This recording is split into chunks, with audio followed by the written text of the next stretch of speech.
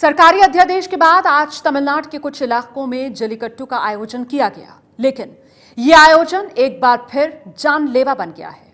तमिलनाडु के पुडुकोट्टई जिले में जल्लीकट्टू में सांड की चपेट में आकर 2 लोग मारे गए, वहीं 50 से ज्यादा लोग घायल हो गए हैं। और उधर मदुरई में एक शख्स की मौत विरोध प्रदर्शन के चलते हुई।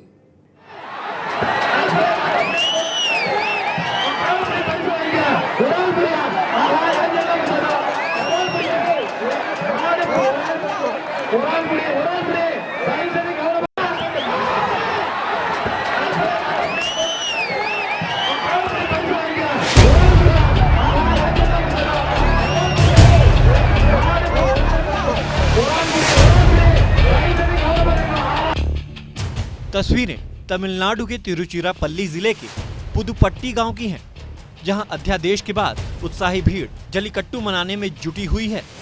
तस्वीरें देखिए, सांड के बाहर निकलते ही भीड़ कैसे उस पर टूटती है।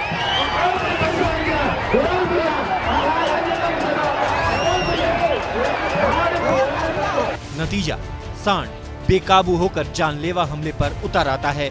कुछ उसके पिछले पैरों के वार से धराशायी होते हैं, तो कुछ उसके खुरों की चपेट में आकर कुचले ले जाते हैं।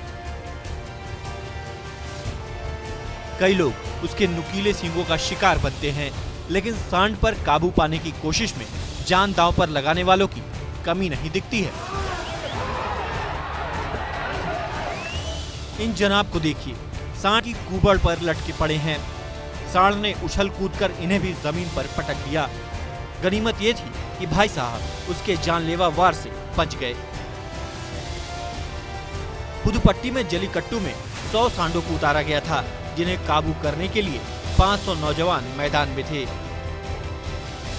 पुदुपट्टी में हुए जल्लीकट्टू में सांडों का वार किसी की जिंदगी पर भारी नहीं पड़ा, लेकिन वहां से 53 किलोमीटर दूर पुदुकोट्टई जिले में जल्लीकट्टू मौत का खेल साबित हुआ। इस घटना ने एक बार फिर सवाल उठा दिया है कि परंपरा के नाम पर जल्लीकट्टू में जान का जोखिम लेना कहां की समझदारी है।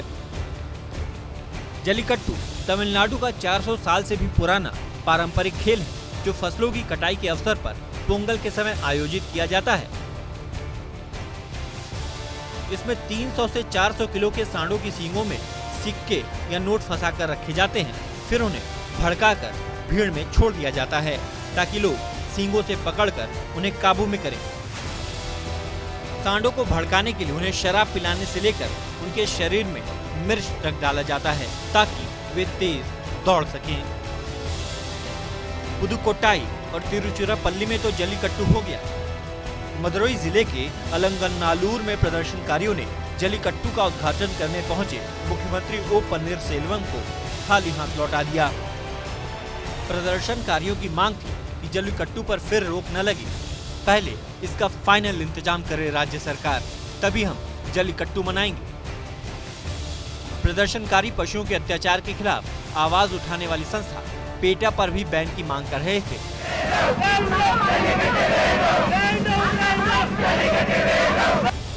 इस पर सीएम पन्नीरसेल्वम ने उन्हें विधानसभा के इसी सत्र में जल्लीकट्टू पर कानून बनाने का भरोसा दिलाया। तमिलनाडु के पश्चिमी इलाके में लोकप्रिय बैलगाड़ी दौड़ यानी रेकला रेस को भी आज जल्लीकट्टू का विरोध झेलना पड़ा। तमिलनाडु सरकार के मंत्री एसपी वेलुमड़ी कोयम्बटूर में रेकला रेस को हरी झंडी दिखाने पहुंचे थे, जहां उन्हें छात्रों का विरोध झेलना पड़ा। जल्लीकट्टू के अध्यादेश के खिलाफ पेटा फिर अदालत का दरवाजा खटखटा सकता है। ये देखते हुए तमिलनाडु सरकार ने आज सुप्रीम कोर्ट में कैविएट भी दाखिल कर दिया है। पेटा की अपील पर ही सुप्रीम कोर्ट ने 2014 में जल्लीकट्टू पर बैन लगा दिया था। बाद में तमिलनाडु सरकार ने याचिका दायर की थी, जिसमें फैसले की समीक्षा की बात कही गई, लेकिन कोर्ट ने उसे भी नामंजूर कर दिया था।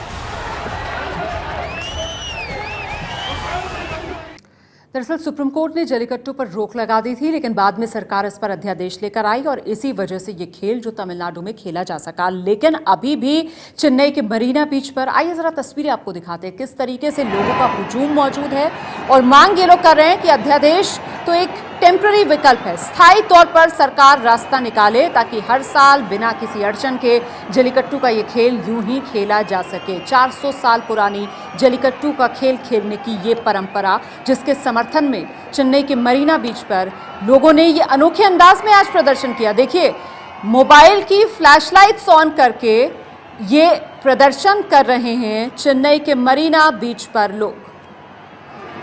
जल्लीकट्टू के समर्थन में हुजूम लोगों का जो चेन्नई के मरीना बीच पर मौजूद है।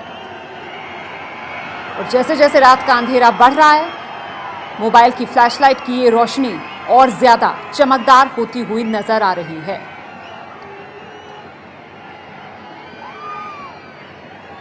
हालांकि सरकार की तरफ से रास्ता निकाल लिया गया था, अध्यादेश लाया गया जिसकी वजह से ये खेल खेला भी जा सका, लेकिन लोग चाहते हैं कि इसका स्थायी समाधान निकले। हम सीधे रुख करते हैं, एबीपी न्यूज संवाददाता पिंकी राजपुरोहित इस वक्त हमारे साथ मौजूद हैं। पिंकी, स्थायी समाधान की मांग को लेकर ही क्या अभी भी ये प्रदर्शन जो चेन्नई के मरीना बीच पर जारी है लोगों का?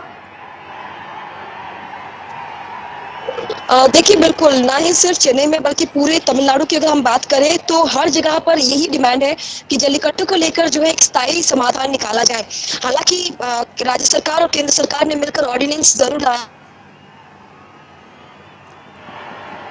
आवाज में दिक्कत आ रही है। लोग इससे खुश नजर नहीं आ रहे। उनका ये कहना है कि इस साल भले ही जल्लीकट्टू हो जाएगा, अगर आप बात करें अगले साल की तो फिर एक बार उन्हें विरोध प्रदर्शन करना होगा। तो साफ तौर पर उन्हें स्थायी समाधान की जरूरत है, जिसको लेकर विरोध प्रदर्शन मानो थमता नहीं दिख रहा। आज छठा दिन था और लगातार लोग आज भी, चाहे वो चेन्नई का मरीना बीच हो, मदुरई का अलंगनल्लूर हो या पूरे राज्य भर में, लोग यही डिमांड कर रहे हैं कि स्थायी समाधान निकाला जाए। तो साफ तौर पर ये डिमांड अब कहीं ना कहीं जो है और भी बड़ा रूप लेती नजर आ रही है सरकार के सामने। हालांकि आज ओ पनीरसेल्वम ने खुद एबीपी न्यूज से बातचीत में ये कहा है कि स्थायी समाधान लाने का ये स्थायी समाधान ही है और ड्राफ्ट जो है वो कल तमिलनाडु की विधानसभा में पारित किया जाएगा। तो साफ तौर पर संकेत दे दिए, लेकिन बावजूद इसके लोग मानने को ये तैयार नहीं है जब तक पूरी तरह से स्थायी समाधान औपचारिक रूप से बाहर नहीं आ जाता।